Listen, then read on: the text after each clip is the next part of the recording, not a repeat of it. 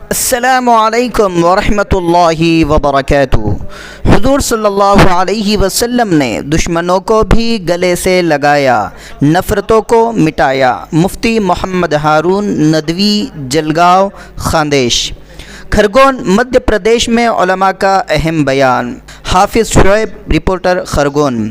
مسلمانوں، اپنے نبی کی زندگی، ان کی سنتوں، ان کی اداؤں، ان کے اخلاق اور ان کی تعلیمات پر آ جاؤ، تو پھر دنیا کا کوئی انسان تم سے اور تمہارے نبی سے نفرت نہیں کرے گا۔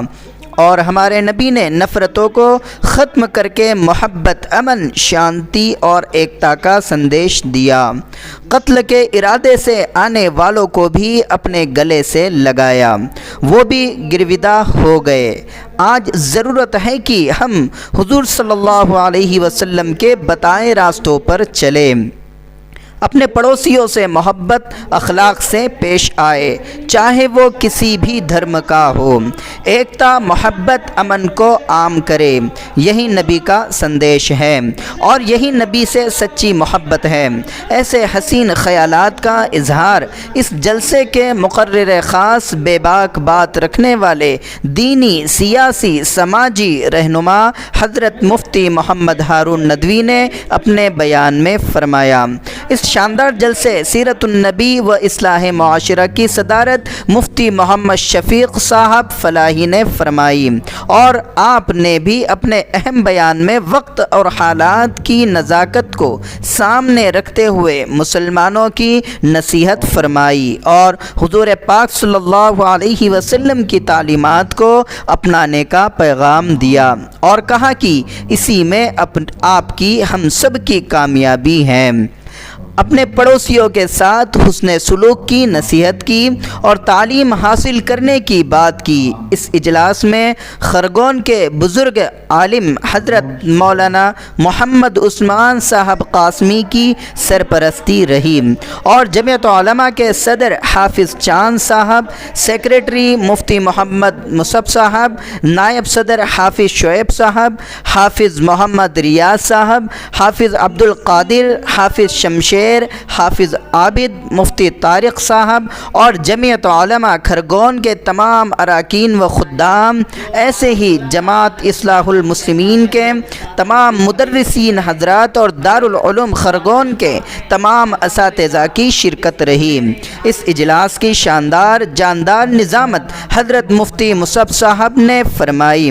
ملک کے مشہور بے باک عالم مفتی محمد ہارون ندوی کو دیکھنے اور سننے کے لیے ہزاروں کی تعداد میں جوانوں، بزرگوں اور بچوں کی شرکت رہی۔ مفتی صاحب نے نشے سے دوری اور آپسی اتحاد، اتفاق اور اپنے ہم وطن بھائیوں کے ساتھ ایکتا، محبت اور اچھے برتاؤ کی نصیحتیں کی۔ یہ جلسہ اردو میدان میں ہوا اور اپنی تاریخ بن گیا۔ محمد یہ کرنا ضروری نہیں ہے، نبی کو یاد کرنا کیا ہے؟ خرگون کے جوانوں، خرگون کے میرے بھائیوں، میری بہنوں، نبی کو یاد کرنا یہ ہے کہ ابھی سونے جاؤں گے، سونے سے پہلے اتنا سوچ لینا کہ میرے نبی نے سونے کا اسٹائل کیا بتایا۔ یہ ہے نبی کی محبت۔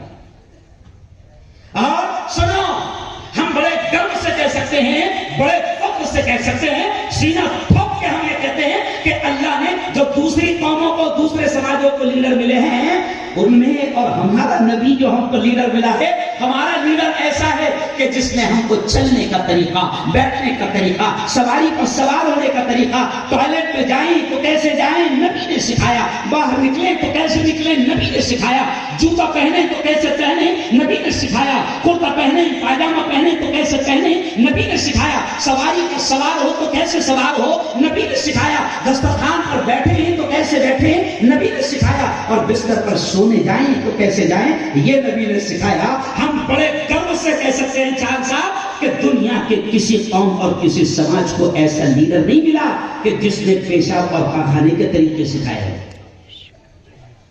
شفیق صاحب کوئی نہیں، میں بھی گزار گیا کہ نبی کا عاشق سے وہ تم نہیں ہو۔ مہندر سنگھ کنور بیدی نے بڑے عجیب الفاظ کہے ہیں، شعر کہا ہے کہ عشق ہو جائے کسی سے کوئی چارہ تو نہیں۔ شعر سنے آپ اس مہندر سنگھ کہتے ہیں نبی کے بارے میں کہ عشق ہو جائے کسی سے کوئی چارہ تو نہیں، اور صرف محمد پہ مسلم کا اجارہ تو نہیں. یعنی مہندر سنگھ کہتے ہیں کہ مسلمانوں کہ تمہاری سے کہ نبی ہمارے نہیں ہیں. ارے بولو. مہندر سنگھ کہتے ہیں کہ مہندر سنگھ بھی نبی کا عاشق ہے. رابندر ناتھ ٹیگور نے نبی کے بارے میں لکھا. اور سنو نبی کے عاشق ہمارے ملک کے وزیر اعظم نریندر مودی.